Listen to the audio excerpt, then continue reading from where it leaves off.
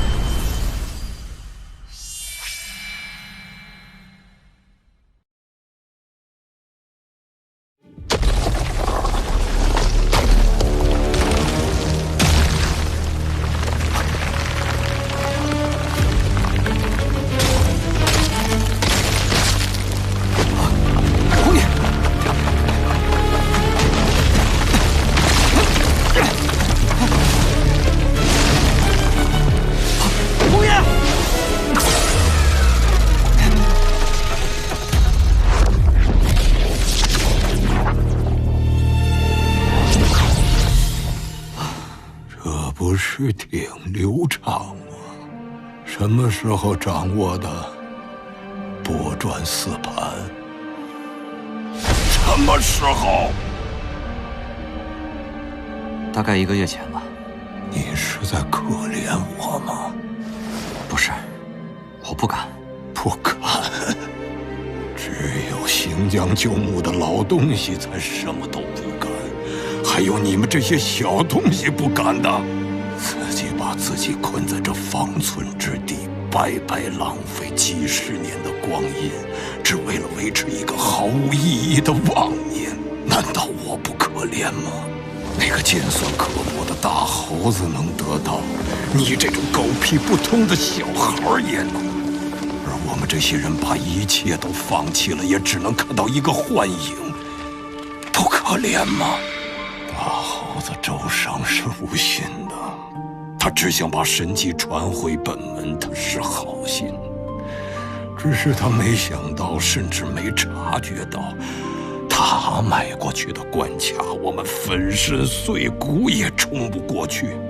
我们这个下场可以说都是拜他所赐，可我却无法去怪他。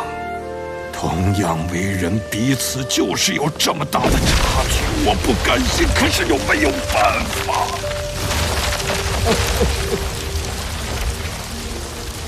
不可怜，道理您都明白，这有什何必？道理谁都懂，可真能做到的又有几人呢？直到现在，我才壮着胆子讲一句：我领悟了这些道理，全部的我，每一寸都领悟了。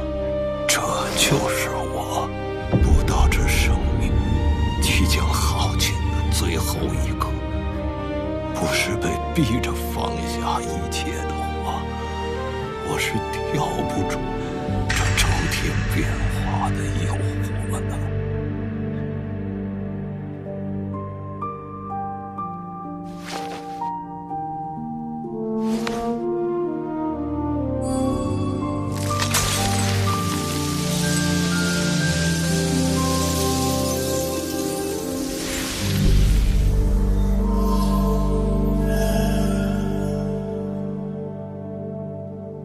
行了，太师爷，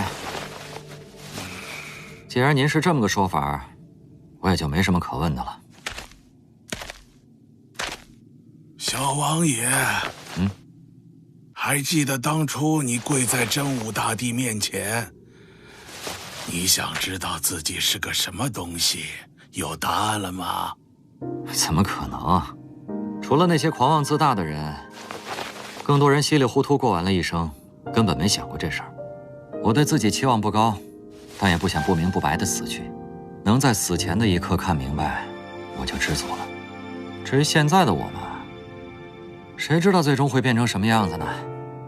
算是个半成品吧。太师爷那边虽然没有答案，但他那个态度，虽不忠，亦不远矣。这些老前辈的口子都封得太严实了。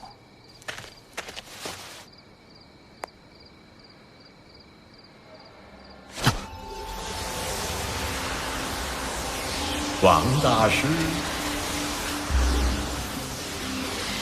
这个声音，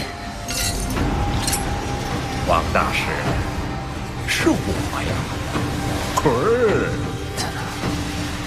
完全感觉不到。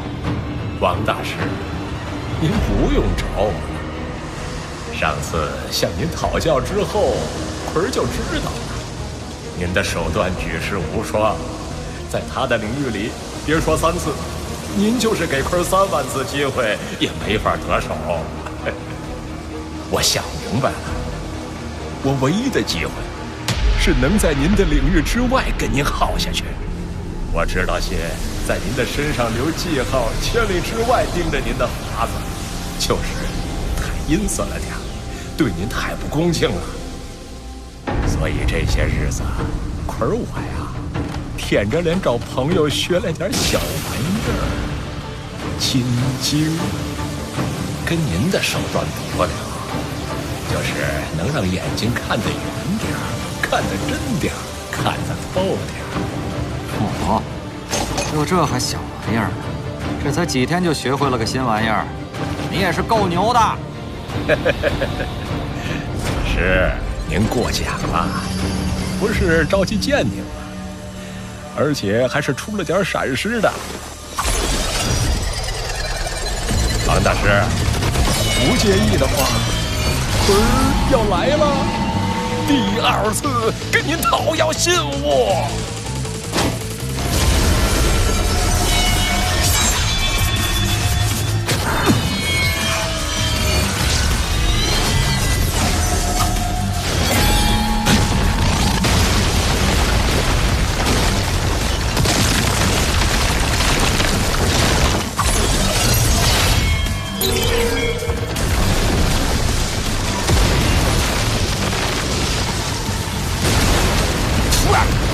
这边哪来这么多水呀？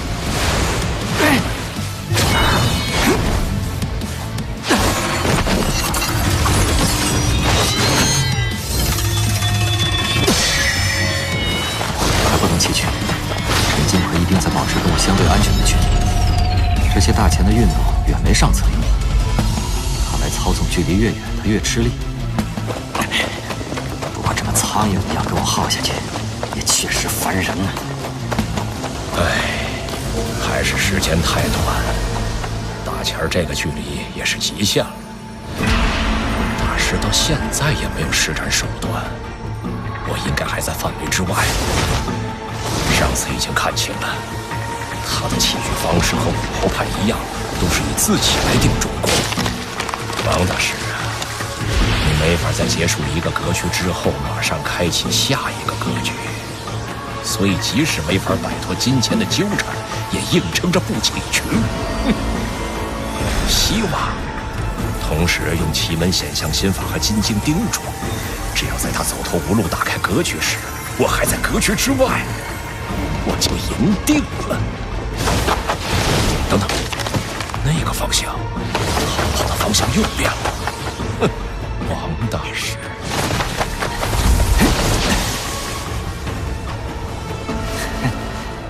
我还真是厚道啊，坤儿爷，这要是换了我认识的那个人，您早就被玩残了。厚道人嘛，注定就要费点劲。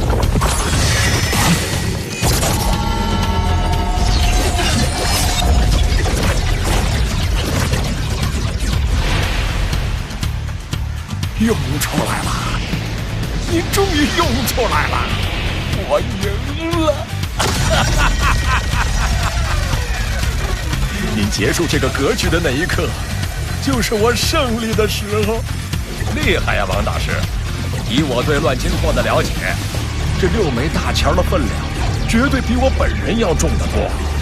您不是费力镇住他们，而是收入门中，让其在阀门中流转。厉害，厉害呀！可爷，您就别跑了，您也一代宗师，打法别太猥琐了。来吧，出来见见。什么宗师？在您面前，坤儿就是个小孩子。小孩子，小孩子，您可不配。哎，这词儿怎么有点熟呢？得嘞，反正您是打算给我耗下去呗，那咱就看看谁有耐心吧。小小的这儿啊，四四方方，东汉蔡伦造纸张啊，南京用它报绸缎，北京用它来报文章啊，此纸落在我的手，张张报的都是13项啊。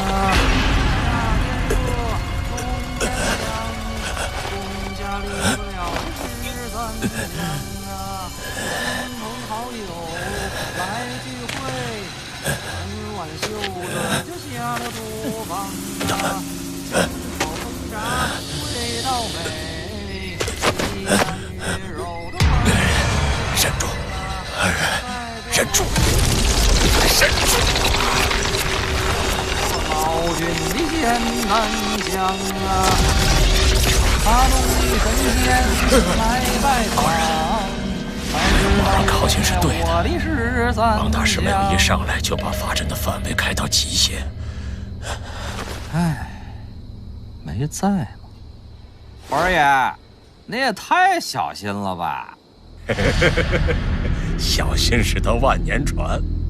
即使您又扩大了一次法阵，我也不会认为这就是您的极限了。您不解开法阵，我是不会出现的。哎，确实如此。看来还是我能力不够啊。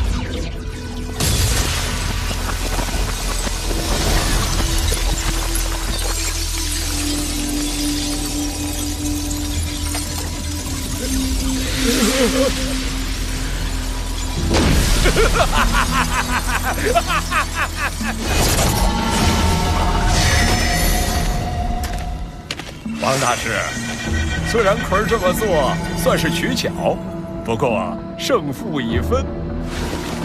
拿来吧，那枚作为信物的小石头。二爷，您猜对了，在2局之间，我确实需要10来分钟的休息。如果我不想受内伤的话，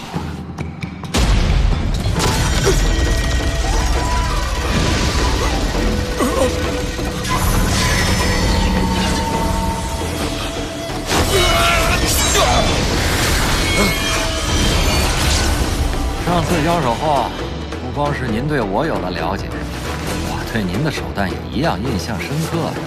对您下手是费力不讨好，该针对的是您的金钱。来，您试试，用5枚大钱给我施展下6爻金钱科。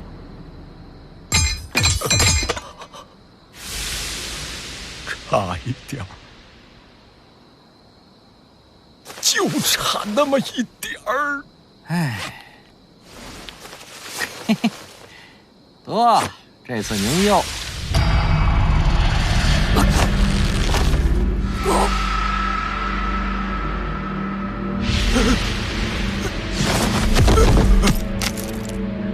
大师。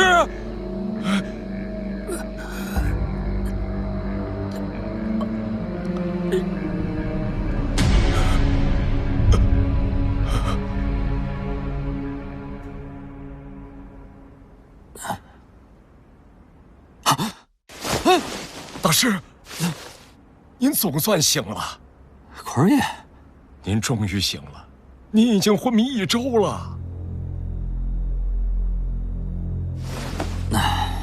看来我这是输了。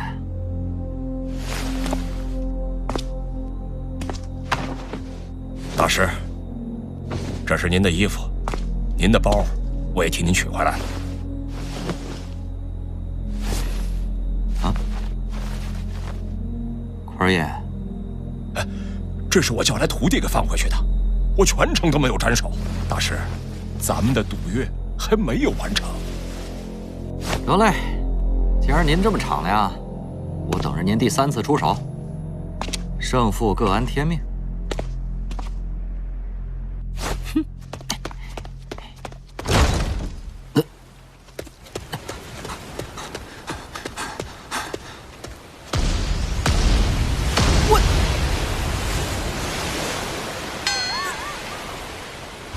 我去！王大师，我知道凭我自己的能力，绝对没办法从您手里拿到信物，我赢不了，我赢不了啊！坤儿爷，让我说您什么好呢？啊，您可真能作妖啊！难为您找着这么个地方了。大师，你就看在我心诚的份上，把绝技传给我吧。我现在真有点不想跟您废话了。大师，你诚信我能理解。哼，是坤儿反复，是坤儿没出息，就让坤儿在这伺候着您，等您气儿消了再说。哦，行，您这是打算跟我耗上是吧？大师，坤儿也没办法呀。而且我这么做，也不全是为了我自己。您做什么事儿都总替别人考虑啊。您是不是也稍微关注一下自己呀？啥玩意儿？诊断书？我的？是在您昏倒之后，我托了医院的朋友帮您做了彻底的检查，结论很诡异。肠蠕动亢进，支原体肺炎，慢性肾小球，变凝栓塞，痔疮？不可能，他没痔疮。哎，都正常了，您别慌，都正常了。我们进行了几次检查，每次检查的结果都不一样。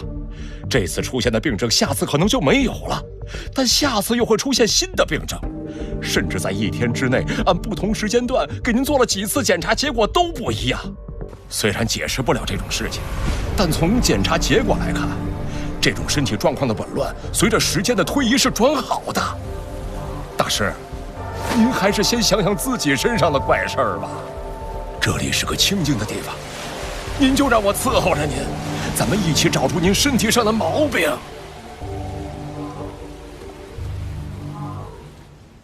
您拨打的电话暂时无法接听。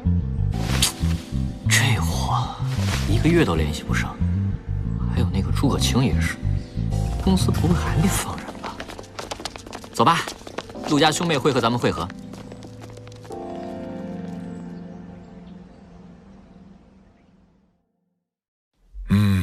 唐门是个流传很久的神秘流派，创派的时间可能连他们自己都不清楚了。唐门不供祖师，创派人据说是位女性，但也无法考证，只知道最初唐门门人全姓唐，所以呢，与其说是个门派，不如说是个宗族。大概400多年前，唐门破除了只收唐姓的规律，从此唐门真正成为了一个圈里人都没法忽视的大势力。之后，唐门分为内外2门，内门由唐姓子弟组成，外门则是外姓之人，内外门分别极为严格。唐门的绝技丹式，更是只有内门之中的少数人才有资格修炼。不过，从那位异姓掌门兼丹式的掌握者杨烈看，内外门的差异早就形同虚设了吧？张楚岚要来了。赵方旭亲自跟我打的电话，说是那小子要以个人的名义拜访咱们。个人名义？个人名义要他赵方旭亲自打电话知会？那不见。切，有赵方旭电话了，一个小孩想见咱们还推脱什么？要是他能到这儿，咱就见。唐明，您说。一定不要把张楚岚要来的消息告诉孩子们。明白。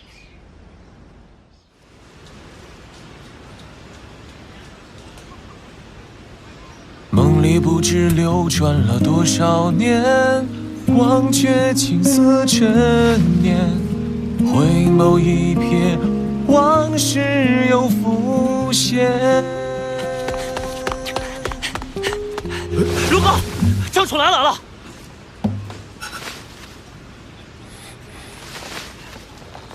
什么情况？明叔说的，张楚岚要来咱们唐门，快到了。这小子居然还敢来！没说他，好几个都愿意一起搞他。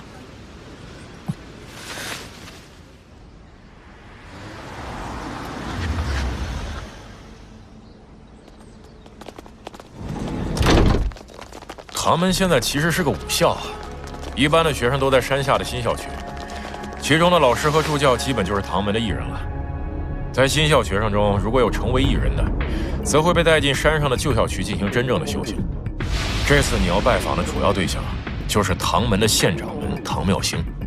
这个人一般都待在旧校区，但你得先去新校区交涉，绝对不要直接去旧校区，那样视同于挑战他们。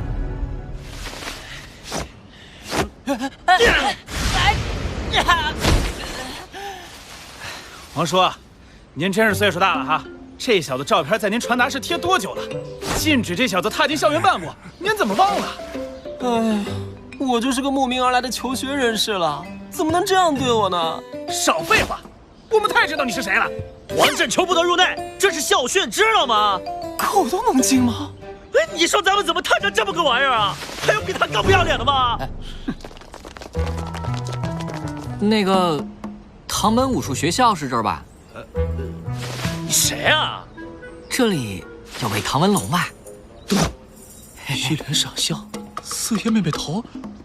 你是张楚岚，你可来了！你可无聊死我了！大哥，我也是个无聊的人，放过我吧。张楚岚，你还有脸提龙哥？怎么不能提？我跟龙哥不打不相识，还挺有缘嘞。哦，来，跟我来。还有那个王振球，也跟这小子一路上。啊，不是想进来吗？一起来。